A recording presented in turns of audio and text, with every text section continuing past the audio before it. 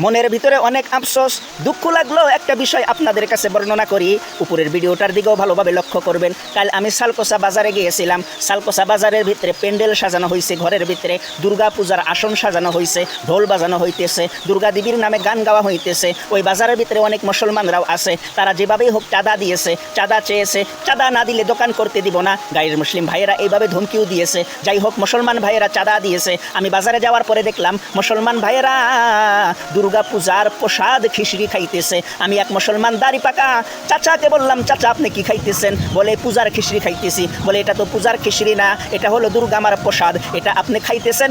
শোনেন চাচা, কোনো মুসলমান পূজার প্রসাদ খাইতে পারে না। মুসলমানের জন্য পূজার প্রসাদ খাওয়া হারাম। আপনি যে দুর্গা পূজার এই খিচড়ি খাইতেছেন, এই প্রসাদ খাইতেছেন দুর্গা দেবীর, আপনার দিল মরে যাবে। অন্য কোনো গুনাহ করার কারণে দিল মরে গেলে লা ইলাহা ইল্লাল্লাহর জিকির করলে দিল সাদা হয়, কিন্তু আপনি পূজার প্রসাদ খায়া দিলকে কালা করবেন, এই দিল কিন্তু লা ইলাহা ইল্লাল্লাহর জিকির করলেও সাদা হবে না, কারণ পূজার প্রসাদ মুসলমানের জন্য হারাম। ও মুসলমান ভাইয়েরা, পূজার প্রসাদ কোনোদিন খাবেন না, পূজার খিচড়ি খাবেন না। কমেন্ট বক্সে ইনশাআল্লাহ লেখেন।